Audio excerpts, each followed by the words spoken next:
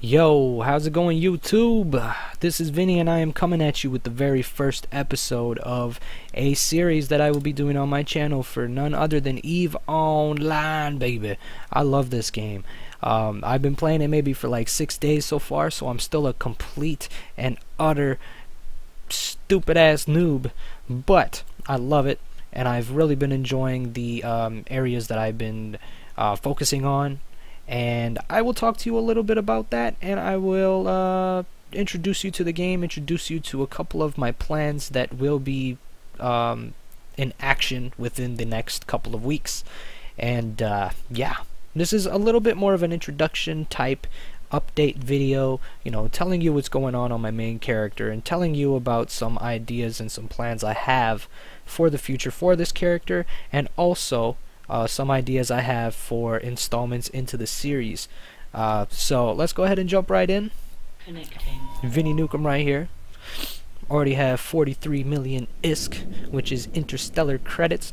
I've actually acquired quite a pretty penny already. And it's pretty surprising, but yet again it isn't, because it's not really that hard to make ISK if you do decide on what profession you really want to take part in. And as of right now, the past little while since I started playing this game, I have decided to get involved in industry. So, you know, mining, refining ores into minerals, manufacturing items from blueprints, using minerals to create those blueprints, just making ISK in the industrial profession. I've tried pretty much all of it. The things that I really do enjoy are mining and refining. Manufacturing can be pretty cool, but you gotta know what you're doing, and I don't know what I'm doing, so I don't really touch that as much as I would want to, because I don't want to lose ISK. And a lot of people call this game the spreadsheet game, because once you really get into a profession that revolves around buying and selling and making profit off of investments and stuff along those lines, you have to make a spreadsheet. You have to be able to keep track of exactly what you're doing, what everything is worth, if it's still worth doing, if you should switch things up and maybe manufacture another item and sell that, or if you should aim to mine other specific ores so that you can get other minerals that are going for more on the market, etc., etc. The market changes all the time. In my system, it doesn't change that often because it's not a main system. It's a little bit more of a smaller system, but it is pretty close to Jita, which is the main trade hub of the entirety of the galaxy that you're playing in when you're playing EVE Online. And that is where most of the trading, most of the buying and selling happens, because a lot of the stuff goes for cheaper at Jita. So, you know, it's easier to invest, easier to buy and sell. And trading definitely is a little bit easier, but still difficult to get a grasp of when you're doing it in Jita, because prices change all the time. Let's actually go into the market here. This is the market. Yeah, you can search for whatever. I will actually be talking about this right here in a second when I get into my goals. So let's just get into that right now. This right here, this ship right here, is a mining barge. Well, it's not a barge actually, it's a frigate, and it was a ship that comes free during the tutorial missions when you do industry and business missions. So I got 2 of these for free actually, through both the industry and the business chain of missions during the tutorial missions right at the beginning of the game. This is like the beginner ship. This is the step up. This is the retriever. This is a mining barge. This ship is literally made and used to mine. It has a much bigger cargo hold when it comes to storing ore. It can use better mining lasers. It's more tanky, has a lot more armor, can take a lot more damage, and that definitely comes in handy when you're on asteroid fields, because there's these thing called rats, which are pretty much NPC pirates that attack ships when you're mining on an asteroid field. And this ship cannot take hits, especially in 0.5 sec, which is the security level of my home station or my home system overall. I usually, when I'm mining alone, go to the system that's right next to mine, which is one jump away, and that's a 0.6 security level. So I do feel a little bit more comfortable there, because my drones, which I have equipped on this ship, can actually handle those ships, and my ship can actually handle the damage from those ships a little bit easier as well. But what I was talking about, the Retriever is my #1 goal at the moment, and it is a mining barge. It is a step up from the Venture. It will definitely change things quite a bit for me once I get to it, because let's look at it this way. This mining frigate, the Venture, has 5,000 meters cubed capacity for ore, and that usually can fill up anywhere between 10 to 20 minutes of actual mining time in an asteroid field. This ship over here, if we click this button here to show more info, I'll get into this in a second. Attributes, yes. Capacity, no. Where is it? Ore hold capacity, 22,000 meters cubed. So that is a lot more than the Venture. So I can sit there and mine for a little while longer with better lasers, and I can get a better yield from the ores. So it's going to make it much more profitable, it's going to make it more efficient, it's going to make it speedier, and it's just going to be a much better experience mining than mining with the Venture. I've been told that the Venture comes in handy when you do gas harvesting, which comes in handy when you find cosmic anomalies through exploration, which is a different profession. I will be touching on that in the future as well, and doing some gas harvesting in low security, or low sec. I like saying sec because that's the lingo used in the game. So low sec has a lot of gas clouds that you can mine, and you can sell those gas units for quite a bit. You can make a pretty penny off of one haul. You could probably make about anywhere between 20 to 60 million ISK if you sell it on the market, and that is a lot of ISK, a lot of ISK.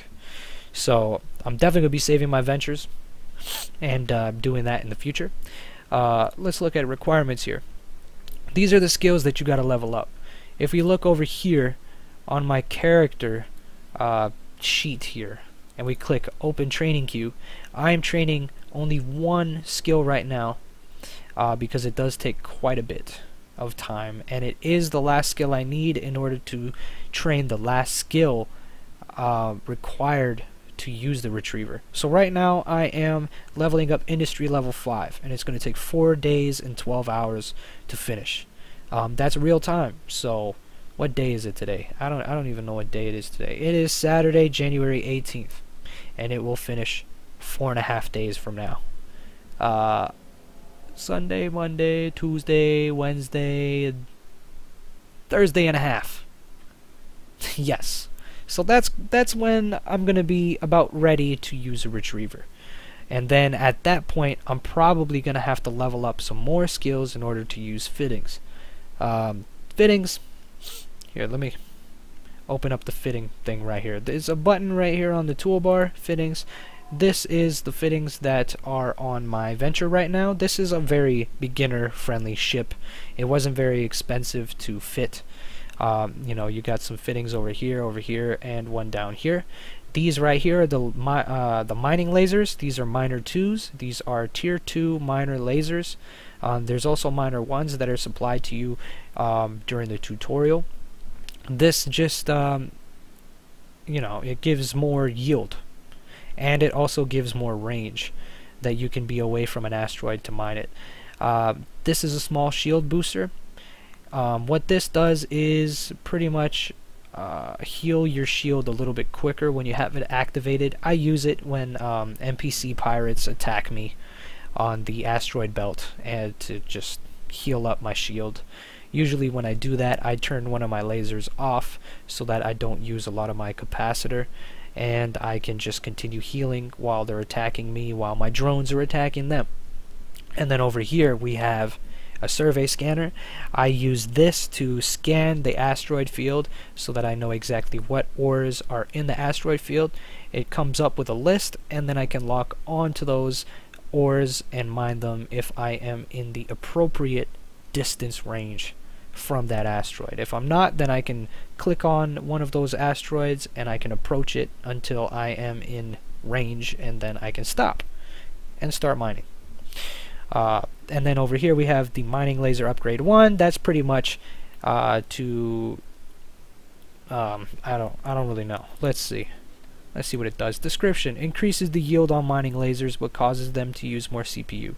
Okay, so yeah, so it increases the yield even more, which is definitely really good. Definitely speeds up the whole process of mining, but it does use CPU.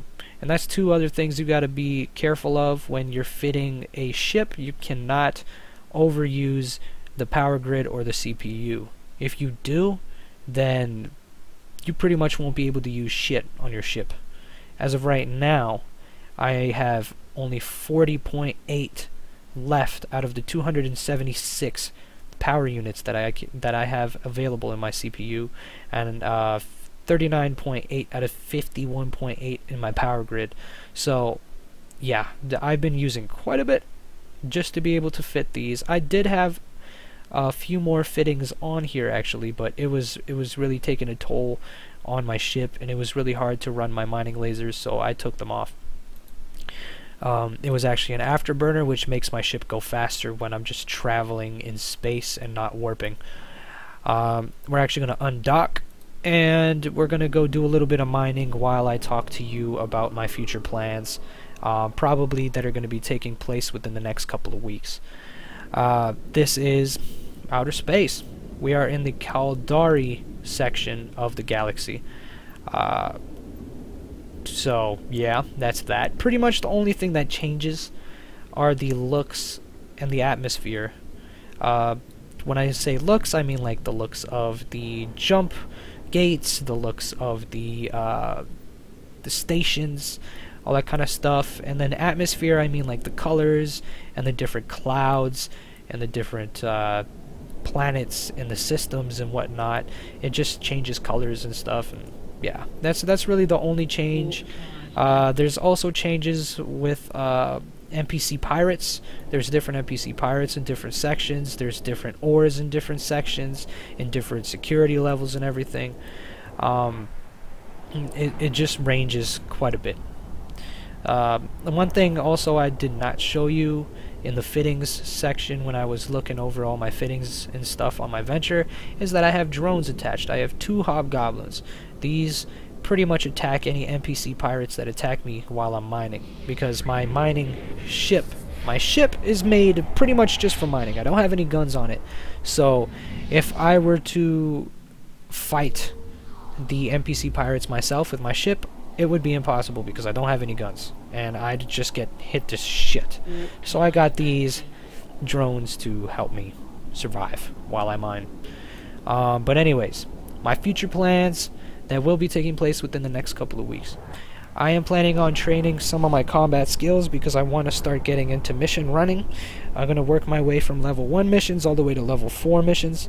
There is a requirement for the corporation that I joined to have a security status of 5.0. And I have a security status right now of 0.0. So it's going to take a long ass time. It's going to take some grinding to get to that point, and I don't really mind it because I enjoy being in game. I enjoy mining. I enjoy even just hanging out in the station and talking to my corporation members. They're really friendly. You know, they help me out a lot. Just yesterday, I had a long, probably about an hour and a half, 2 hour conversation with some of my court buddies, and we were talking about what ships are better with lasers and everything, and it really helped me make a plan for what skills I need to level, what things I will be fitting to my ship once I actually am able to use ships that I will be using, and we'll be getting into that right now actually. I'm planning on using Amarr ships. Right now I am part of the Kaldari race, so I need to level up some frigate skills, some laser skills, because I'm going to be using lasers as my main weaponry source, and you know, I just gotta train them up. I gotta get everything ready. I gotta get all the basics down, and then I can start doing level 1 missions. And yeah, I just can't wait to do missions. It's like, you know that feeling when you play a game for the first time and you just love it. It's that feeling over and over again when I play this game. Every time I play something new, or do something new, try something new, a new profession, whatever, it's just exciting all over again. And that's why I love this game. So that's the plan. I am planning on getting to the retriever. Once I get to the retriever, I will put up another video and I will introduce you to that ship and the fittings that I'm planning on putting on that ship. And then after I get to the retriever, I will be skilling up to use Amarr ships and to use lasers, and hopefully I'll be able to max out my laser skills and my Amarr ship skills, so I can start using cruisers and battleships and everything like that, so I can be prepared to do level 4 mission running with the Corp. Yeah, that's pretty much it for today. Pretty much caught you up on everything that's happening on my main character on EVE Online. The final thing I wanted to bring up with you guys is the idea of going through the tutorial missions on a separate character that I can make on my account. I'll probably end up picking a different race. I'll probably try actually picking Amarr, so that you can get a little glimpse of the ships that I will be using on my main account. So I will be doing that. That will be a little installment into the series as well. But as for now, I caught you guys up on all the information that I got, or that I've learned, that I've planned out, etc., etc. So thank you for tuning in. Rate, comment, subscribe. Stay tuned for more content. And thanks. Peace.